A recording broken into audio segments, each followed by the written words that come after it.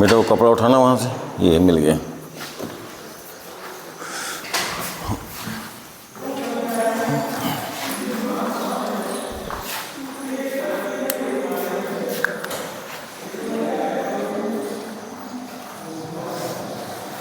आज 18 है, 19।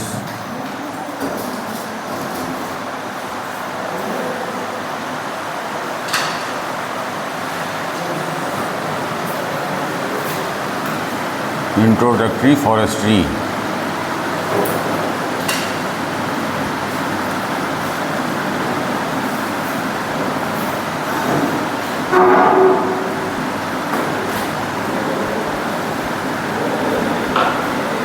फॉरेस्ट्री तो आप 2-3 टेबल साफ कर दो, ज़्यादा बच्चा नहीं है, 2-3 हैंगे, सोमवार में बैठा देगा।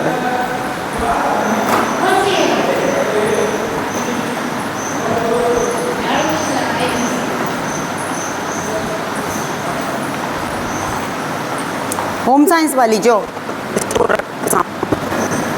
कल कहाँ तक हुआ था?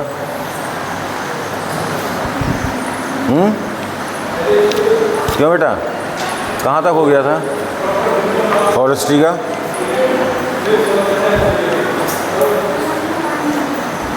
परसों।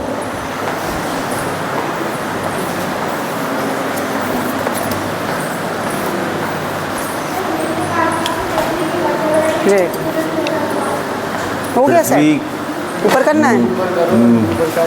पृथ्वी के वातावरण में असंतुलन पैदा, तो ऊपर करना। देखो निम्नलिखित कारणों से पृथ्वी के वातावरण में असंतुलन पैदा हुआ। इसको वहाँ रखना पड़ेगा पहले।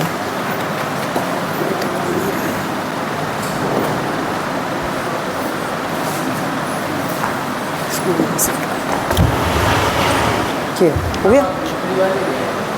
वो स्टैंड सब नहीं है ना, पर इसको यहाँ रख लो चाहे।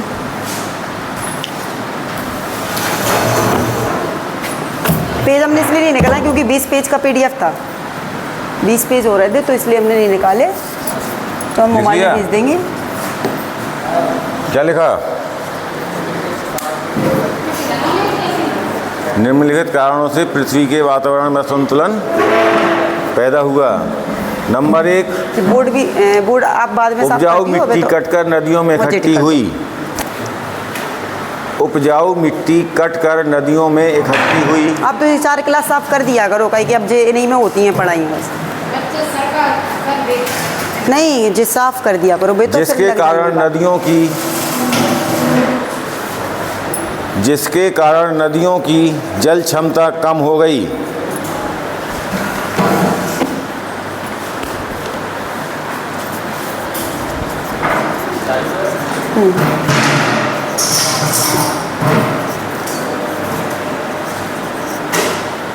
जिससे नदियों की जल क्षमता कम हो गई।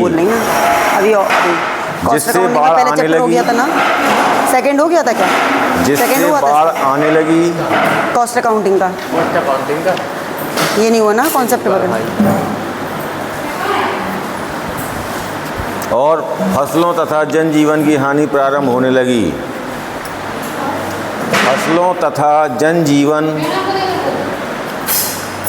फसलों तथा जनजीवन की हानि प्रारंभ होने लगी।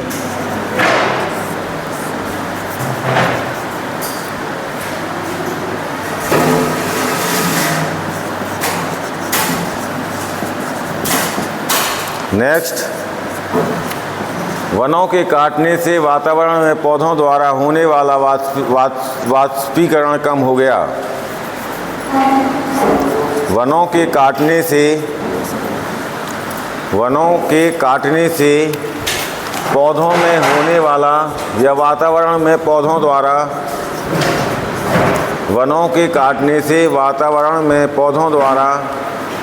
होने वाला वाष्पीकरण कम होने लगा।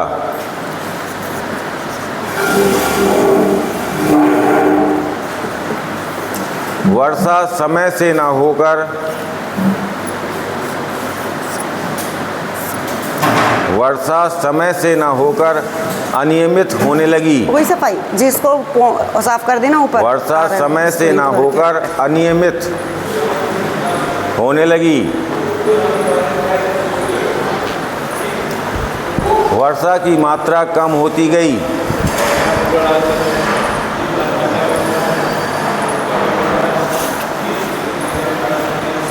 वर्षा की मात्रा कम होती गई। पृथ्वी का ताप बढ़ने लगा।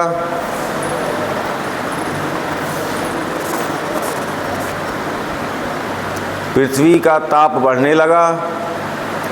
ऋतुएं अनियमित हो गईं। ऋतुएं अनियमित हो गईं।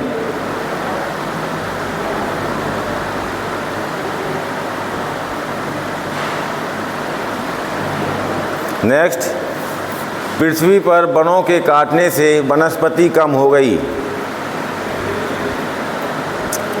पृथ्वी पर वनों के काटने से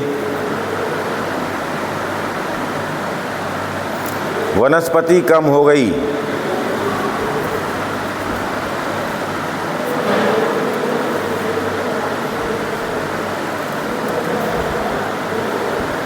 जिससे कार्बन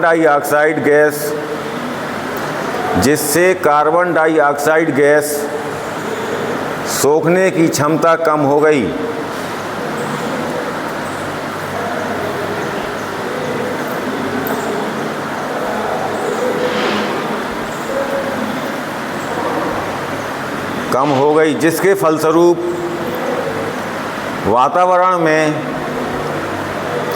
जिसके फलस्वरूप वातावरण में कार्बन डाइऑक्साइड की मात्रा बढ़ने लगी।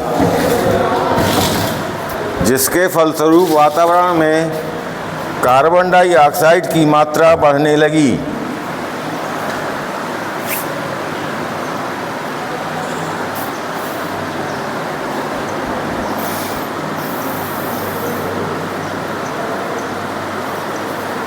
जिससे वातावरण का ताप भी बढ़ने लगा।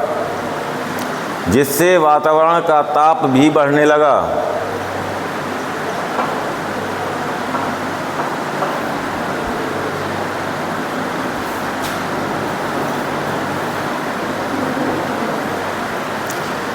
वैज्ञानिकों के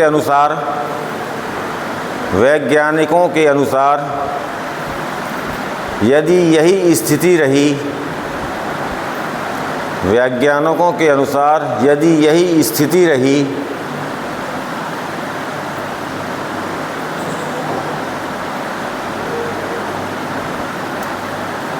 तो बर्फ के बड़े बड़े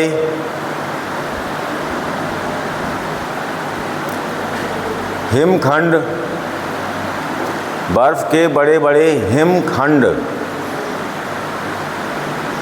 हिमखंड का मतलब बर्फ की चट्टानें, हिमखंड समुद्र में पिघलकर पहुंचने लगेंगे।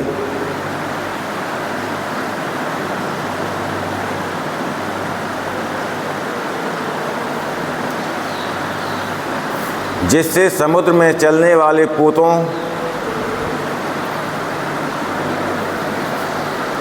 तथा जहाज़ों की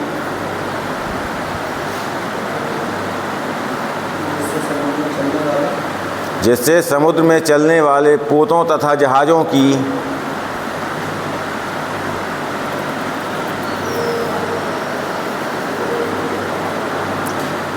टकराकर नष्ट होने की संभावना अधिक बढ़ जाएगी।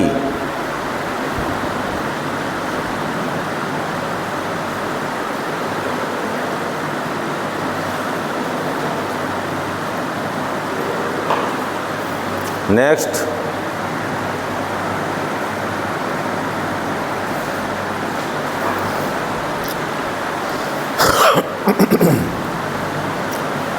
बर्फीले पहाड़ों के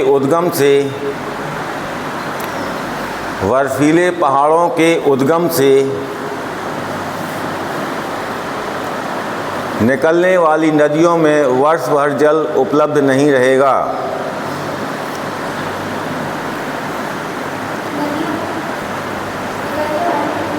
निकलने वाली नदियों में वर्ष भर या पूरे वर्ष जल उपलब्ध नहीं रहेगा।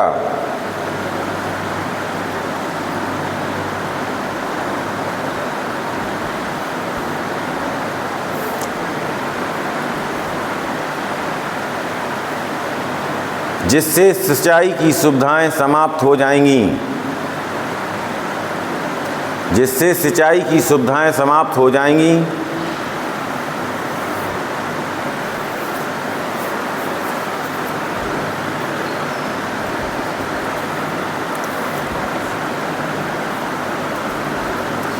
सिंचाई की सुविधाएं न मिलने के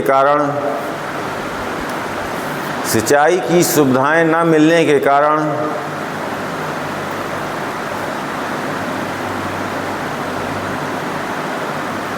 कृषि उत्पादन कम हो जाएगा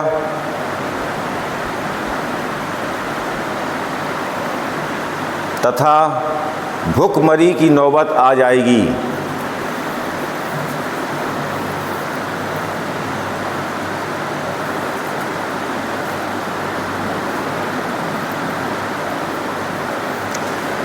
नेक्स्ट,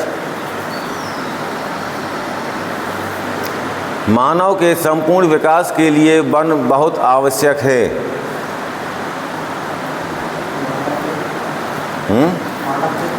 मानव के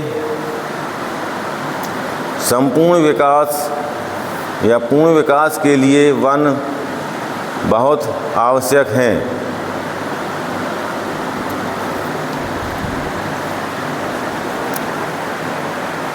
विश्व के वैज्ञानिकों के मतानुसार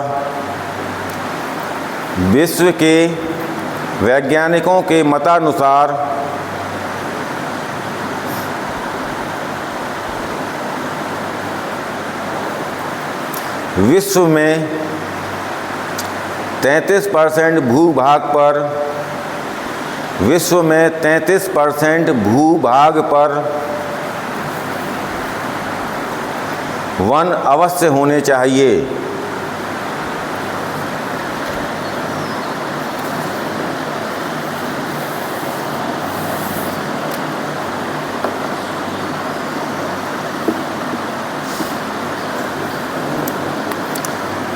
हमने सेकंड डालिए प्राकृतिक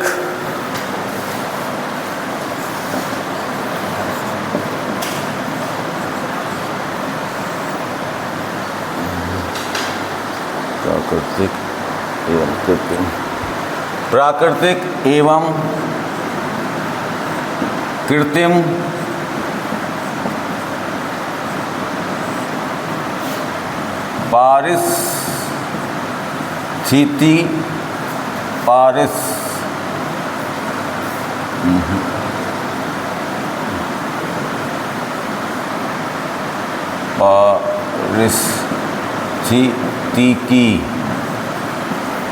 पारिस्थितिकी तंत्र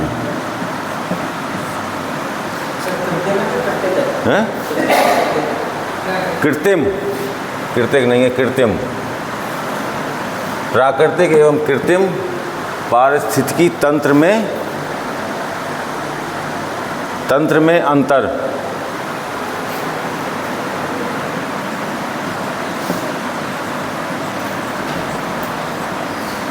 अब इसमें ऐसे बना के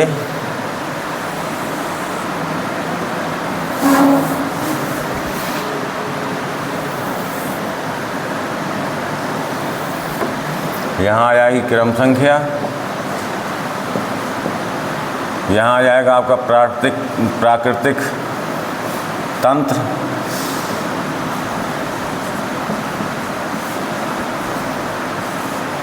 यहाँ आ जाएगा कृत्रिम।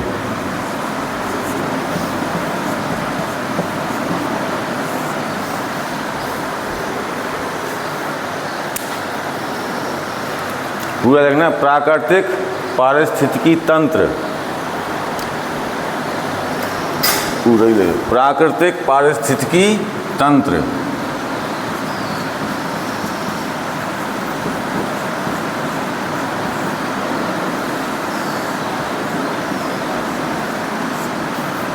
कृत्रिम पारिस्थितिकी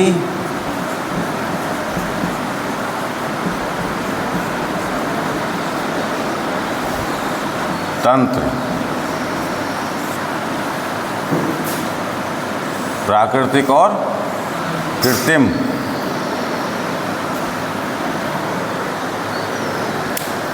प्राकृतिक में लिखिए नंबर 1,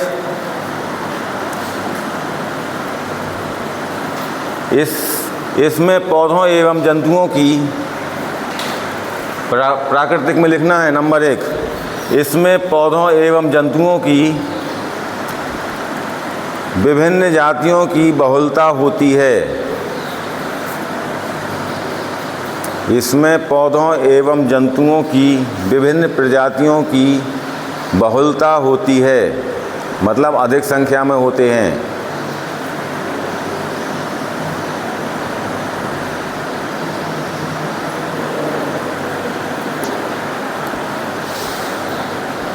लिख लिया? अब इसमें लिखिए कृत्रिम में, इसमें एक प्रमुख वनस्पति की बहुलता होती है। इसमें एक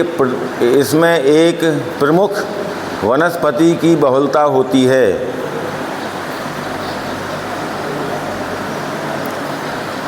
इसके अलावा आसपास उगने वाली वनस्पति को खरपतवार कहा जाता है।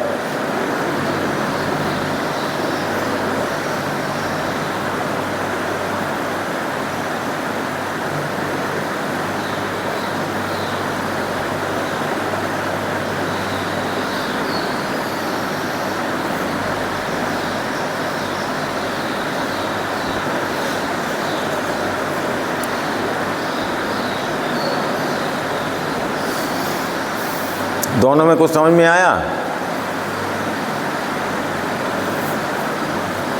पहले में जो लिखवाया इसमें पौधे एवं जंतुओं की विभिन्न प्रजातियों की बहुलता होती है। किसमें होती है? प्राकृतिक में।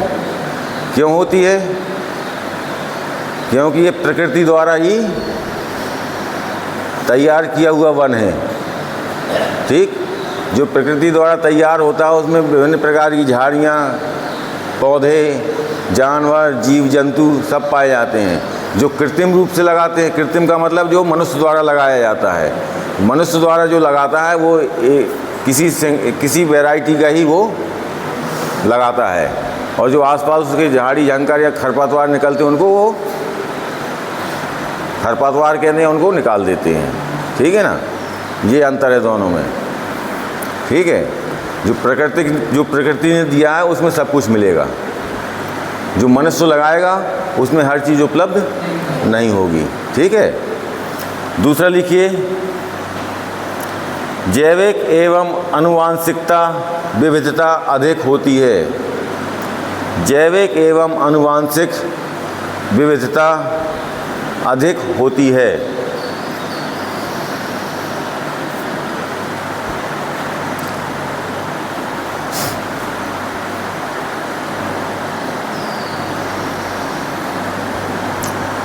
कृत्रिम में लिखिए, आनुवांशिक विविधता बहुत कम या बिल्कुल नहीं होती है। आनुवांशिक विविधता बहुत कम, आनुवांशिक विविधता बहुत कम या बिल्कुल नहीं होती है।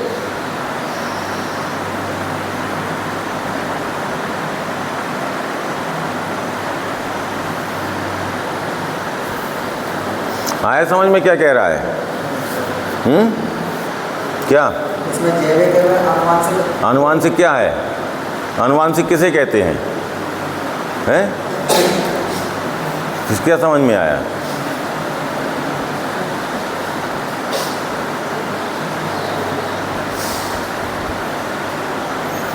जैविक एवं आनुवांशिक विविधता अधिक होती है और कृत्रिम में या तो बहुत कम होती है या बिल्कुल नहीं होती। जैविक विविधता आनुवांशिकता का मतलब है जो प्राकृतिक द्वारा जो वन तैयार हैं उनमें विभिन्न प्रकार के पेड़ पौधे रहेंगे जिनका आपस में कोई मेल नहीं, उनके जेनेटिक कैरेक्टर जो जीन प्रभाव होता है वो आपस में नहीं मिलते हैं, अलग रहते हैं, क्योंकि उसमें कई वैरायटी के हैं।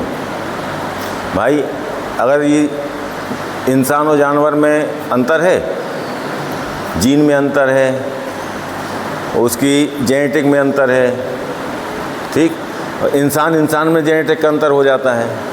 भाई बहन का जेनेटिक मिलता है, अदर का नहीं मिलेगा, है ये। तो ये इसी तरह जो पौधे होते हैं, जो हम एक वैरायटी के पौधे लगाएंगे तो उनके क्या हैं, जो उनकी जेनेटिक गुण हैं वो आपस में मिलेंगे, इसलिए उनमें अंतर नहीं आएगा। और जो प्राकृतिक है उसमें कई प्रकार के पौधे मिलेंगे, एक वैरायटी का पौधा नहीं रहता है। फल वाले भी मिलेंगे, जहरीले पौधे भी मिलेंगे, और आपके जलाऊ पौधे भी रहेंगे, फर्नीचर वाले भी रहेंगे। लेकिन जो हम वन तैयार करेंगे उसको हम अपने पर्पस से तैयार करते हैं, इसलिए उसमें विविधता नहीं होती है। दूसरा लिखिए, तीसरा,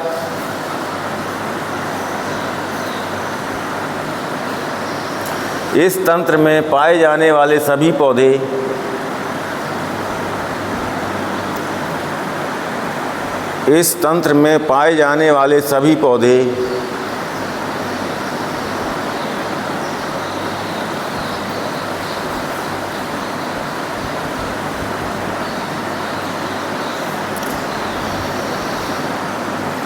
जो अपना भोजन स्वयं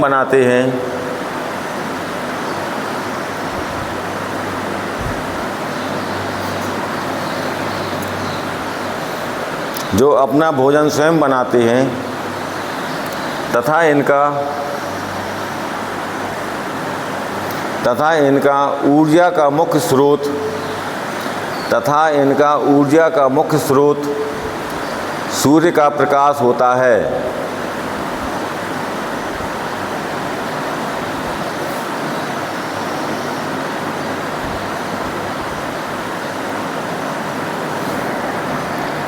लिख लिया? अभी इसमें लिखे कृत्रिम में, इस तंत्र के पौधों के लिए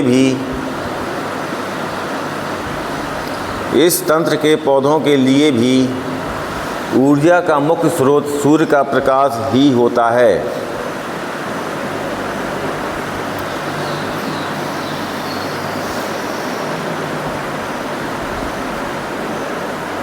लेकिन इन्हें खाद व उर्वरक देकर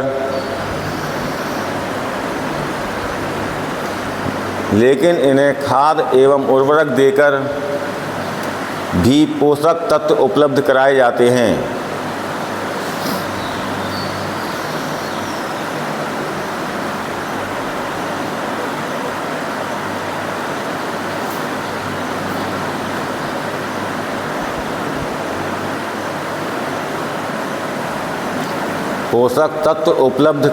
जाते हैं। तुम बेटा आगे बैठा करो, तुम्हें सुनाई कम देता है, लिख नहीं पाती हो, आगे बैठा करो। समझ में आया इसमें क्या कह रहा है? क्या समझे इससे?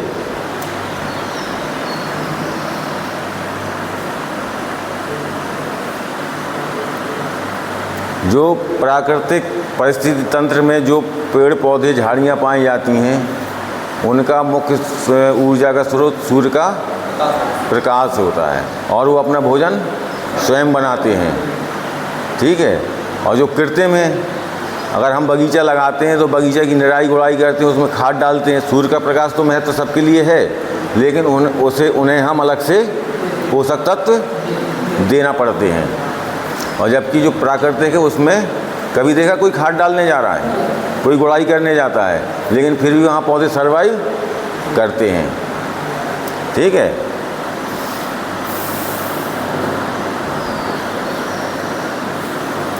नेक्स्ट लिखिए,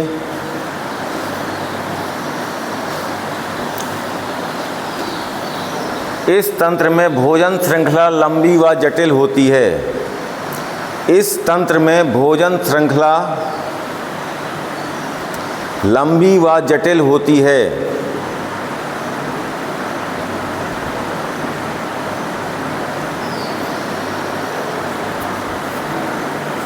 इसमें लिखिए भोजन श्रृंखला अपूर्ण होती है। भोजन श्रृंखला अपूर्ण होती है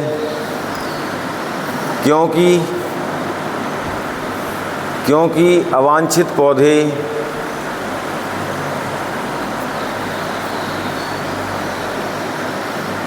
ब्रैकेट में लिखो खरपतवार। अवांछित पौधे खरपतवार होते हैं। अवांछित पौधे नष्ट कर दिए जाते हैं।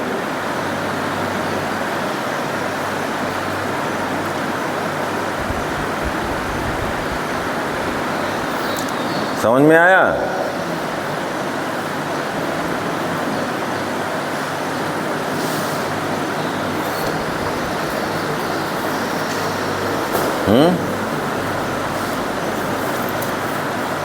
नेक्स्ट लिखिए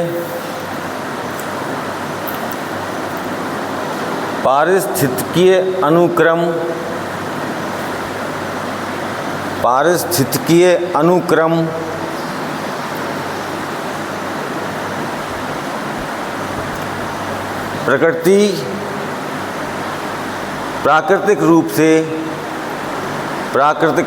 प्राकृतिक रूप से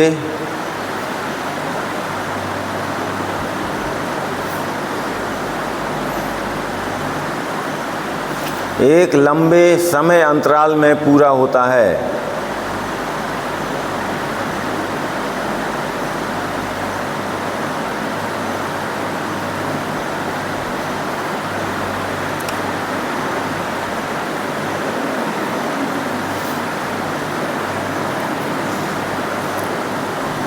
अब कृत्रिम में लिखिए पारिस्थितिकीय अनुक्रम नहीं होता है।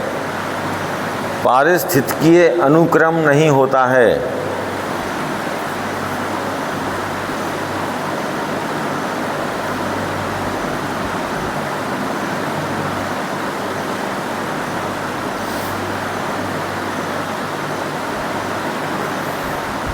नेक्स्ट लिखिए पोषक तत्वों का प्राकृतिक पुनरावर्तन होने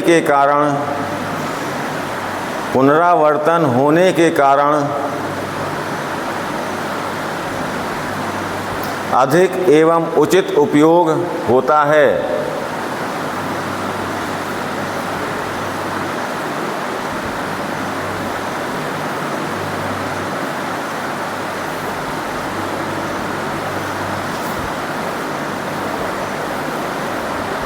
लिखिए पोषक तत्वों का पुनरावर्तन नहीं हो पाता।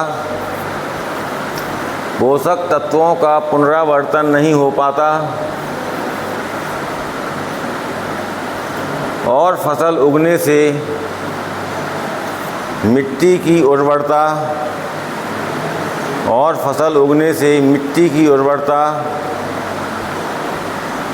कम होती है।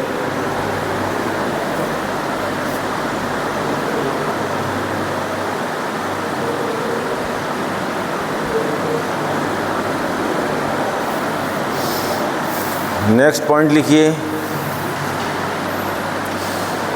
उत्पादकता अनिश्चित होती है।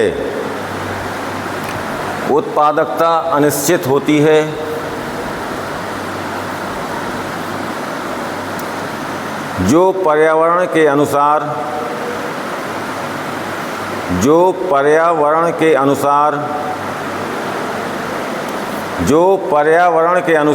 कम या ज़्यादा हो सकती है।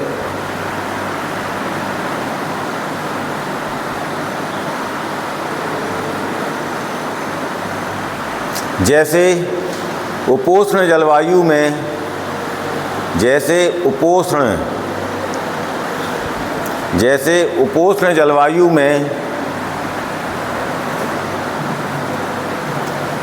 उत्पादकता अधिक होती है।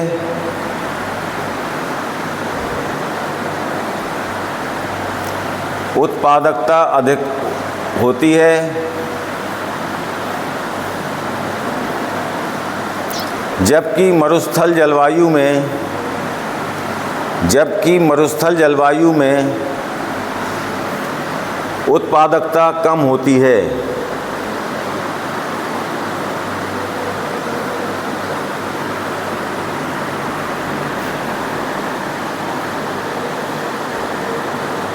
मरुस्थल वातावरण में उत्पादकता कम होती है। इसमें लिखिए कृत्रिम में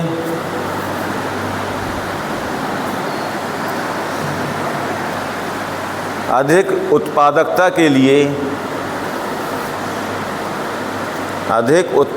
के लिए सभी प्रयास किए जाते हैं। अधिक उत्पादकता के लिए सभी प्रयास किए जाते हैं।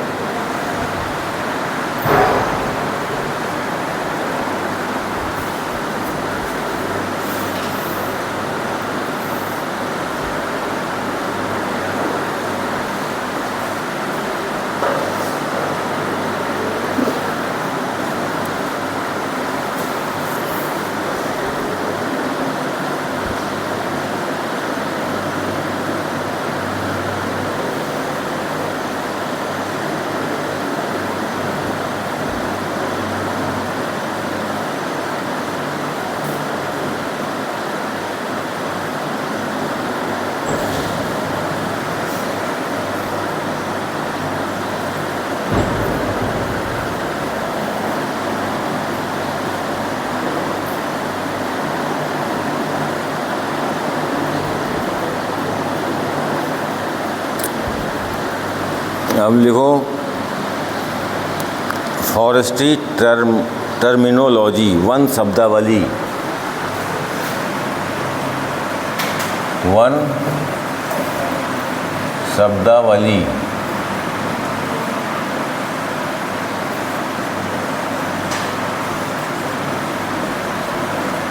टर्मिनोलॉजी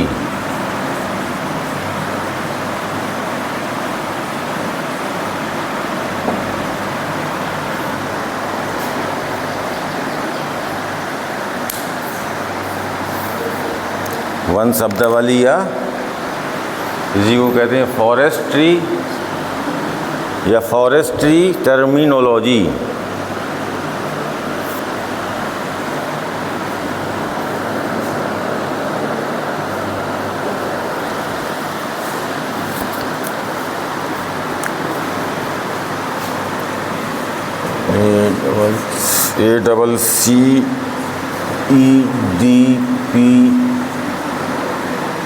ETABLE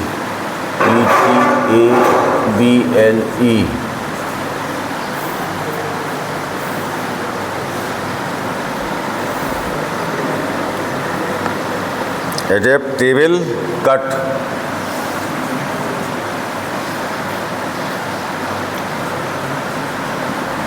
स्वीकार्य कट।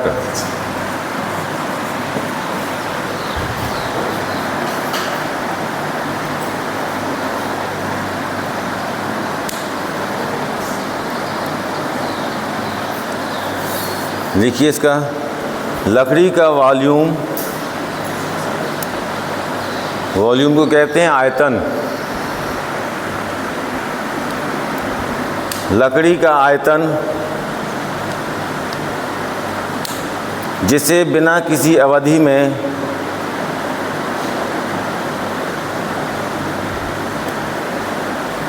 कटौती की जा सकती है,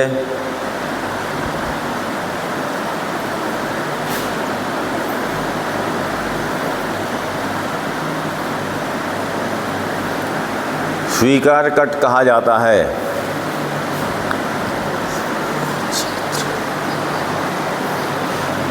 फिर आता है आपका बेसल ए क्षेत्र। बेसल ए एरिया।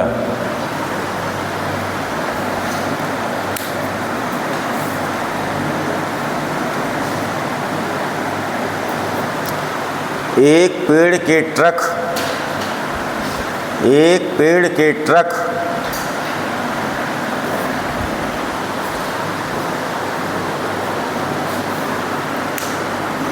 एक पेड़ के ट्रक, ट्रक का मतलब तना, ब्रैकेट में लिख लो तना,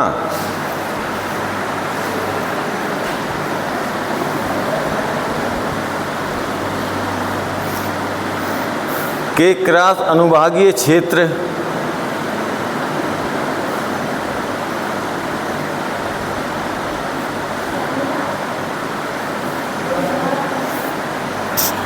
एक पेड़ के ट्रक के क्रॉस अनुभागीय क्षेत्र, क्रॉस अनुभागीय क्षेत्र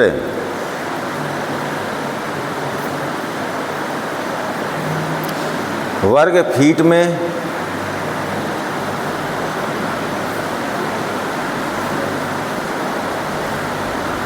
जिसमें तना भी शामिल रहता है,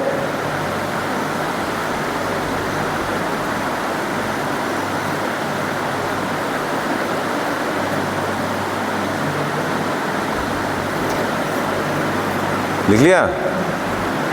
यह क्षेत्र सामान्यता, यह क्षेत्र समानता जमीन से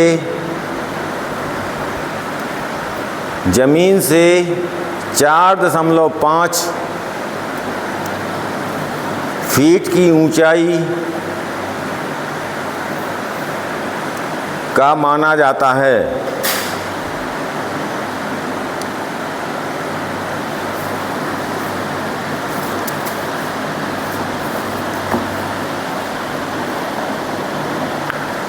नेक्स्ट लिखिए,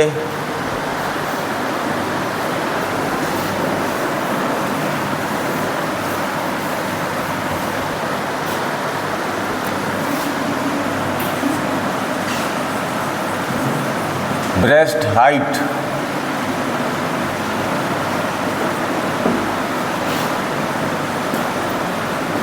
स्तन ऊंचाई,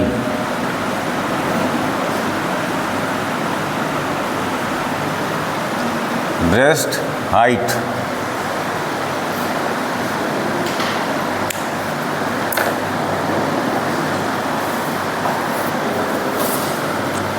यह ऊंचाई जमीन से सामान्यतया, यह ऊंचाई जमीन से सामान्यतः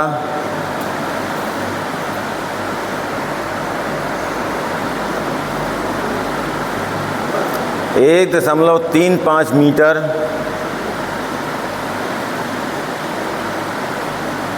1.35 मीटर ऊंचाई पर किसी वृक्ष के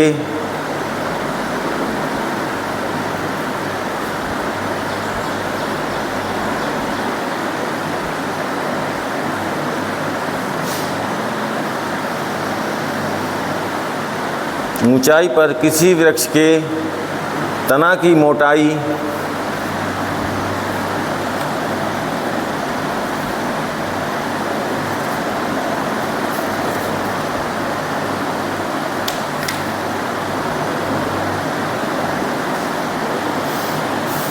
को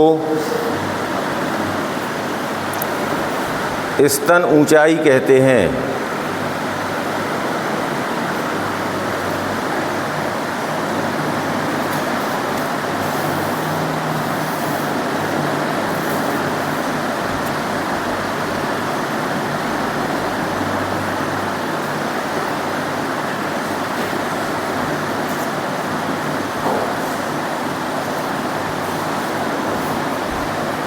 इसमें और लिख लीजिए, सर्वेयर के सीने या छाती तक की ऊंचाई को, सर्वेयर मतलब जो सर्वे करता है, ठीक है, सर्वेयर के सीने या छाती तक की ऊंचाई को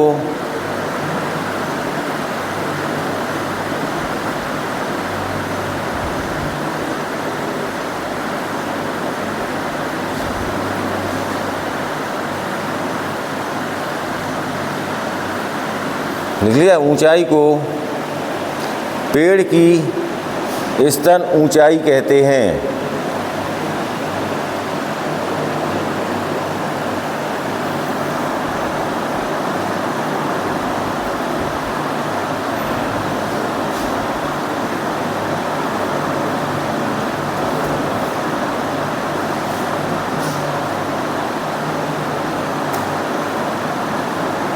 हम लिख लो ठोकर, ठोकर।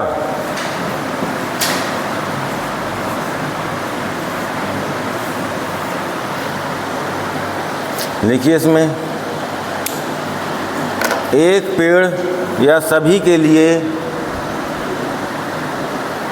एक पेड़ या सभी के लिए आकृति,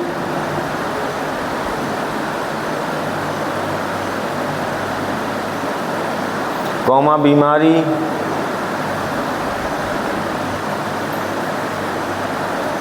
कौमा कीट का शिकार या चोट के कारण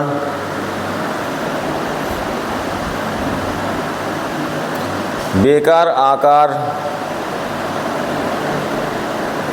का होना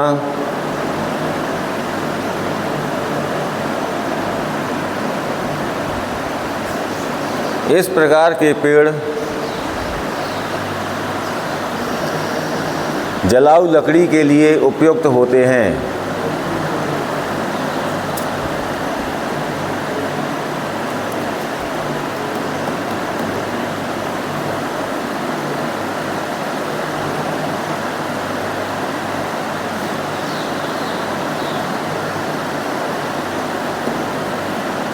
आया समझ में इसका?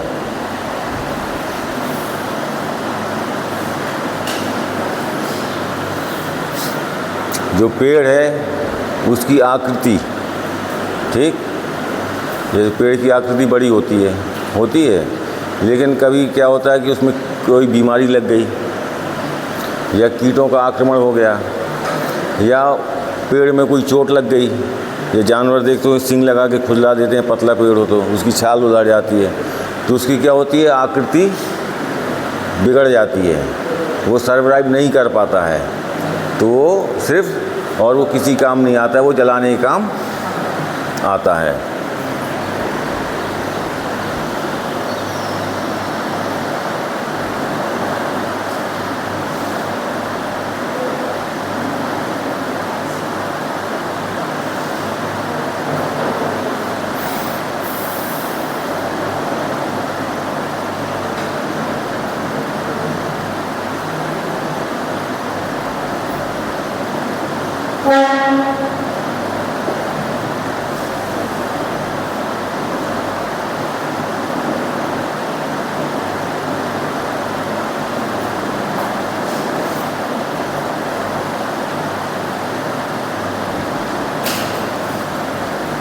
लोग कृत्रिम प्रसारण, कृत्रिम प्रसारण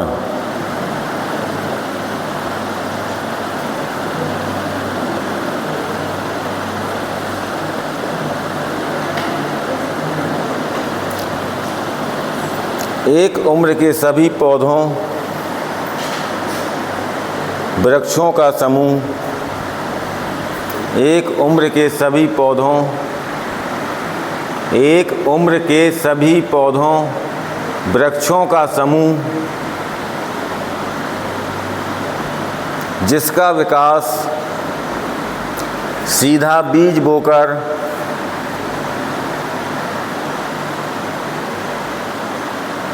या पौध कर्तन लगाकर किया जाता है। पौध कर्तन लगाकर किया जाता है।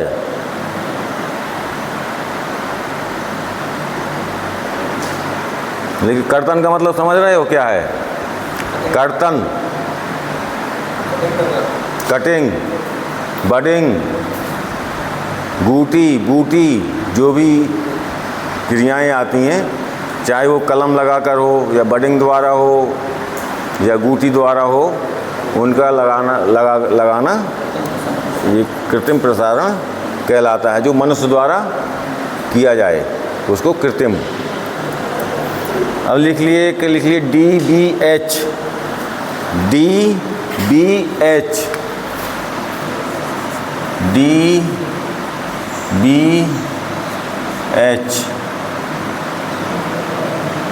DBH diameter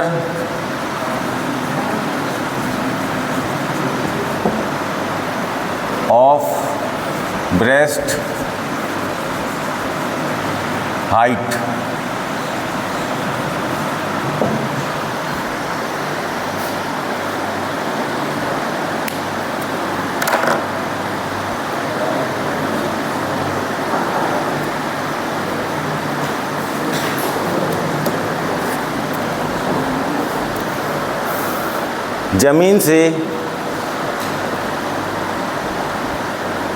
जमीन से 4.5 फीट, जमीन से 4.5 फीट या 1.35 मीटर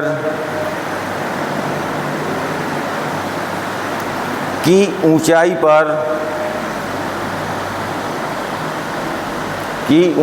पर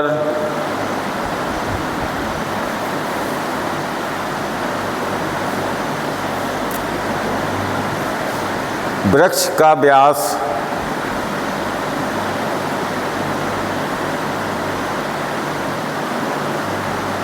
DBH कहलाता है। डायामीटर एट ब्रेस्ट हाइट कहलाता है।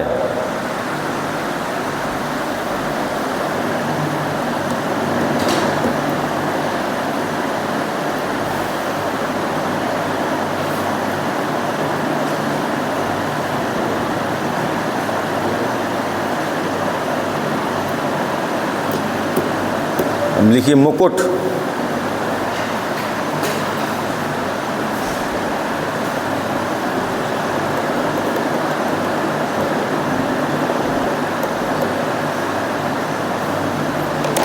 लिख लिया मुकुट।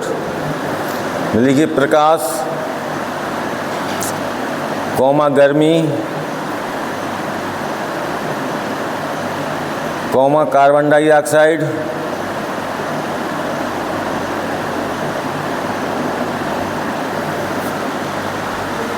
तथा हवा में बढ़वार के लिए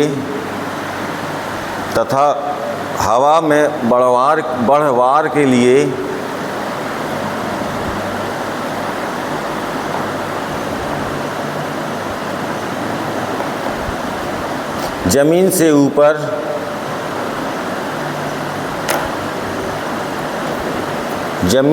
ऊपर पौधों में जो प्रतियोगिताएं होती हैं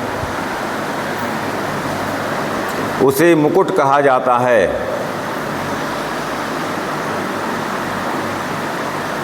उसे मुकुट कहा जाता है।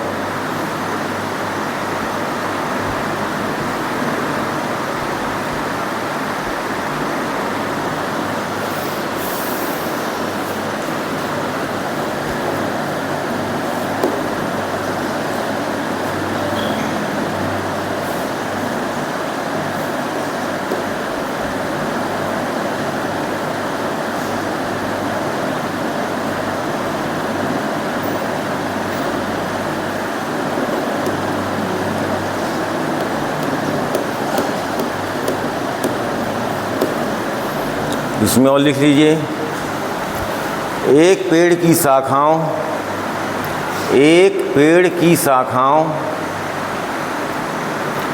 और पत्तों के समूह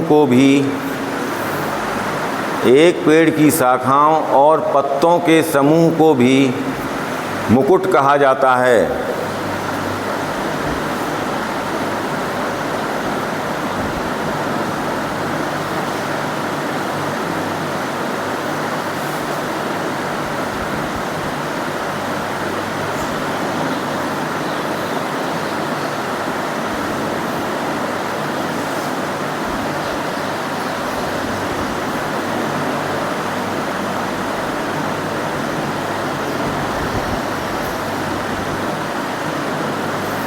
लिखिए क्राउन क्लास CROWN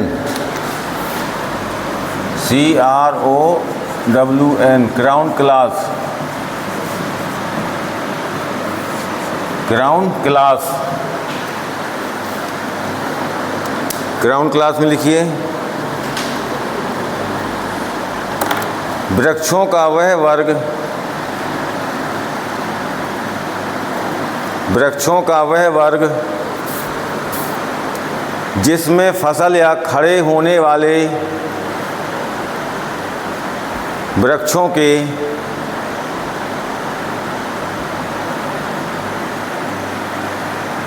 मुकुट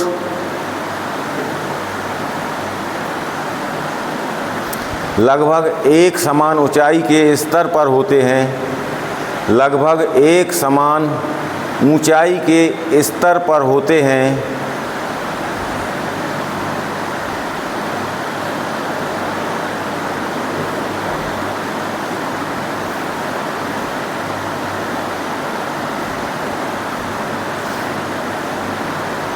क्राउन क्लास कहलाते हैं।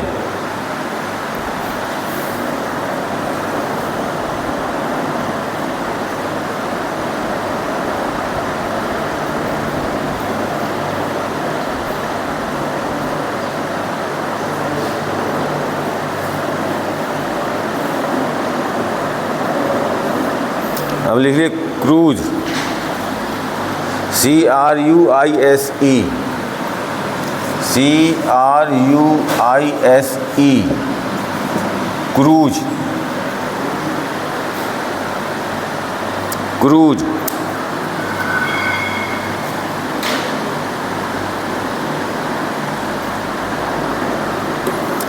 देखिए लकड़ी का पता लगाने, लकड़ी का पता लगाने के लिए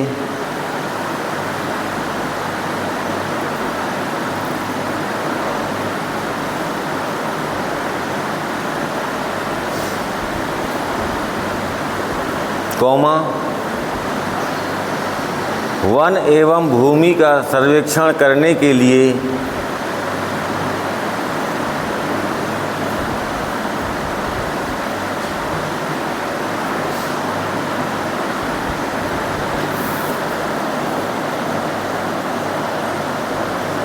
सर्वेक्षण करने के लिए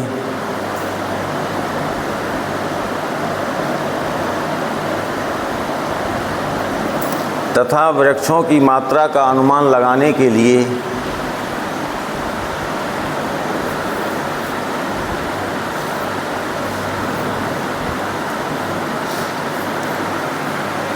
इस यंत्र का प्रयोग किया जाता है, जिसे क्रूज आल गेज, GAUGE, क्रूज आल गेज कहते हैं। क्रूज आल गेज नहीं दिखाई दे रहा है, CRUISE, क्रूज, ALL आल, GAUGE, गेज कहते हैं।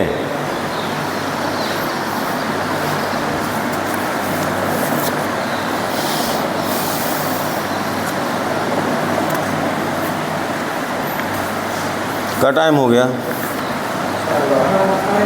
12:30 हो गया, आप लोगों की लंच का टाइम हो गया। नेक्स्ट हेडिंग डाल लो, वनवर्धन परिभाषा एवं उद्देश्य।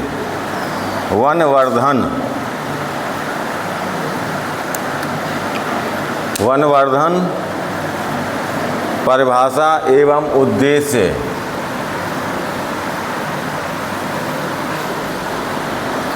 तो कहते हैं silviculture, SIL, Silvi, SILI,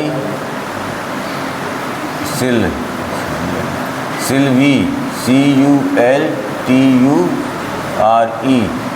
silviculture, ठीक। हाँ, SILVI, CULTURE, जिसको कहते हैं सिल्वीकल्चर, वनवर्धन, ठीक।